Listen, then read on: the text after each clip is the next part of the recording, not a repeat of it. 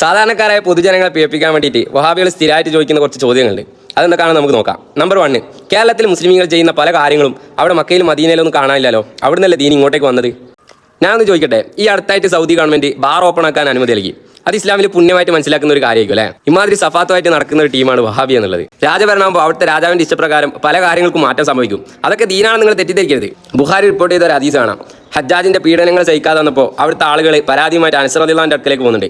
അപ്പോൾ അനസ്തങ്ങൾ പറയുന്നുണ്ട്, ഇസ്ബിറു, നിങ്ങളൊന്ന് ക്ഷമിക്ക്, കാലം കഴിയുന്തോറും ആളുകളൊക്കെ മോശമായി തീരും. ഇതിനെ തുടർന്ന് ഫത്തുൽ ബാരി പറയുന്നുണ്ട്, ഉമർ റളിയല്ലാഹുവിൻ്റെ കാലത്തൊക്കെ ആരെങ്കിലും ഒരു തെറ്റൊക്കെ ചെയ്തിട്ടുണ്ടെങ്കിൽ അവരിങ്ങനെ പരസ്യമായിട്ട് നിർത്തിയിട്ട് തലപ്പാവ് ഇങ്ങനെ ഊരിക്കളയും. അപ്പോൾ അതൊരു നാണക്കേട് നിലക്ക് അതൊരു ശിക്ഷയായിട്ട് നടപ്പാക്കിയിരുന്നു.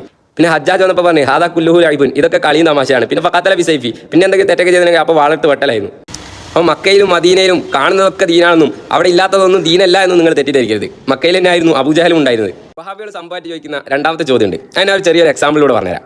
2 ദിവസം മുമ്പ് ഒരു വഹാബിക്ക് മെസ്സേജ് അയച്ചു. അങ്ങനെ കുറേ നേരം ഞങ്ങൾ മെസ്സേജ് അയച്ച് അവസാനം മെസ്സേജ് കൺക്ലൂഡ് ചെയ്യാൻ നേരത്ത് അച്ചങ്ങ എന്നോട് സലാം പറഞ്ഞു. ഞാൻ പറഞ്ഞു, വഹാബികളോട് ഞാൻ സലാം അടക്കില്ല പറഞ്ഞു.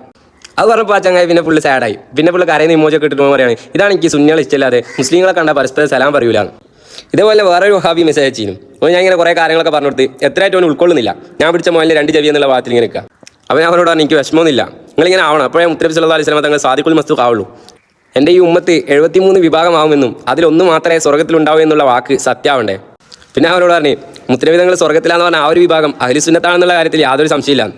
വഹാബികൾ എന്തായാലും ആവില്ല, കാരണം അവരിപ്പോൾ തന്നെ 9ഉം 10ഉം ഒക്കെ വിഭാഗമായിട്ട് മാറിയിട്ടുണ്ട്. അപ്പോൾ എന്നോട് പറയണേ, സ്വർഗ്ഗം നരകമൊക്കെ തീരുമാനിക്കണം അല്ലല്ലേ? അപ്പോൾ ഞാൻ ചോദിച്ചു, സ്വർഗ്ഗത്തിൽ മുശ്രിക്കീങ്ങൾ ഉണ്ടാവോ? അപ്പോൾ അതുണ്ടാവില്ല, എന്തായാലും ഉണ്ടാവില്ല. അപ്പോൾ ഞാൻ ചോദിച്ചു, അപ്പോൾ നിങ്ങൾ സുന്നികൾ മുശ്രിക്കാന്ന് പറയുന്നത് വെറുതെ പറയണോ? നിങ്ങൾക്ക് തന്നെ ഉറപ്പില്ലേ? ഇതാണ് വഹാബികളുടെ അവസ്ഥ. അവരുടെ വിശ്വാസത്തിൽ തന്നെ അവർക്ക് ഉറപ്പില്ല. സുന്നികൾ മൊത്തം മുശ്രിക്കീങ്ങളാന്ന് പറയും. എന്നിട്ട് നമ്മളേതാ പള്ളിയിൽ നിസ്കരിക്കാനൊക്കെ പോയാൽ ബേക്കിൽ മൊത്തം ഉണ്ടാവും മുജാഹിദ് കളിക്കും. മുശ്രിക്കായിട്ട് പിന്തുടർന്നാൽ നിസ്കാരം ശരിയാവോ? യഥാർത്ഥത്തിൽ ഈ വഹാബികൾ പറഞ്ഞു കൊടുങ്ങാണ്. എൻ്റെ നിങ്ങൾ മനസ്സിലാക്കാൻ വേണ്ടി ഞാൻ ഒരു കാര്യം പറഞ്ഞുതരാം. എൻ്റെ കഴിഞ്ഞ വീഡിയോൻ്റെ താഴെ ഒരു കമൻറ്റ് ഉണ്ട്, ഞാൻ വളരെ ശ്രദ്ധേയമാണ്. ഞാൻ എത്ര ആലോചിച്ചിട്ടും എനിക്ക് വഹാബി ആവാൻ പറ്റുന്നില്ല. കാരണം അവരിൽ എല്ലാവരും പണ്ഡിതന്മാരാണ്. ഇന്നലെ വഹാബി ആൾ ഇന്ന് ദീൻ പറയാൻ തുടങ്ങുകയാണ്. ഞാൻ എങ്ങനെ അവരെ വിശ്വസിക്കുക? ഇതുതന്നെയാണ് അവരെ മെയിൻ പ്രശ്നം. ഹദീസ് കൊണ്ടും ഖുർആൻ കൊണ്ടും സ്വന്തമായിട്ട് ഹുക്കം പറയും. ഇതുകൊണ്ട് യഥാർത്ഥത്തിൽ വഹാബികൾ കുടുങ്ങാണ്. അതിൻ്റെ ചെറിയൊരു ഉദാഹരണം ഞാൻ പറഞ്ഞുതരാം. ഒരു ഹദീസാണ് കുല്ലു ബിദഅത്തിൻ ദലാല കുല്ലു ദലാലത്തിൻ ഫിന്നാർ. ഈ ഒരു ഹദീസാണ് വഹാബികൾ പറയും സുന്നികൾ മൊത്തം നരകത്തിലാണ്. എന്നാൽ വേറൊരു ഹദീസാണ് മൻ ഖാല ലാ ഇലാഹ ഇല്ലല്ലാഹ് ദഖലൽ ജന്ന, ആരെങ്കിലും ലാ ഇലാഹ ഇല്ലല്ലാഹ് പറഞ്ഞാൽ സ്വർഗ്ഗത്തിലാണ്. ഈ ഒരു ഹദീസാണ് വഹാബിയൊക്കെ ഒന്നും ഞാൻ ആദ്യം പറഞ്ഞ ശരിയല്ലേ?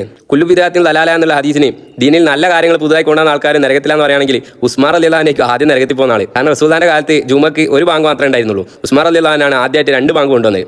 എന്നാലും സാധാരണക്കാർക്ക് ഒരു സംശയം ഉണ്ടാവും, കുല്ലു ബിദഅത്തുൻ ദലാല എന്ന് പറഞ്ഞാൽ എല്ലാ ബിദഅത്തും ദലാലത്തല്ലേ? അങ്ങനെയല്ലേ നബി തങ്ങൾ പറഞ്ഞത്? അപ്പോൾ എന്തുകൊണ്ടെന്നാലും ദലാലത്താവണ്ടേ? അത് ഇല്ല, അങ്ങനെ എല്ലാ വിധത്തും ദലാലത്താവില്ല എന്ന് മുത്തുനബി തന്നെയാണ് നമ്മളെ പഠിപ്പിച്ചത്. മൻ അഹദഥ ഫീ അംരിനാ ഹാദാ മാ ലൈസ മിൻഹു ഫഹുവ റദ്ദുൻ. എൻ്റെ ഈ ദീനിൽ പെടാത്ത കാര്യങ്ങൾ ആരെങ്കിലും കൊണ്ടുവന്നാൽ അത് തള്ളപ്പെടേണ്ടതാണ് എന്നാ. ഈ ഹദീസിന്റെ മഫ്ഹൂം മുഖാലിഫ് എന്താ? ദീനിൽ പെട്ട കാര്യങ്ങളാണെങ്കിൽ പുതുതായി കൊണ്ടുവരാനാ. ഇനി വഹാബിക്ക് മഫ്ഹൂം മുഖാലിഫ് എന്താണെന്ന് മനസ്സിലാണ്ടേ? വീഡിയോ കുറച്ച് ലെങ്തായതുകൊണ്ട് തന്നെ തൽക്കാലം ഇവിടെ നിർത്താം. ഇനിയും കുറച്ച് ചോദ്യങ്ങളും ഉത്തരങ്ങളൊക്കെ ആയിട്ട് അടുത്ത വീഡിയോയിൽ കാണാം. അത് മിസ്സാകാതിരിക്കാൻ ഈ ചാനൽ ഫോളോ ചെയ്ത് കൂടെ കുടിക്കാം.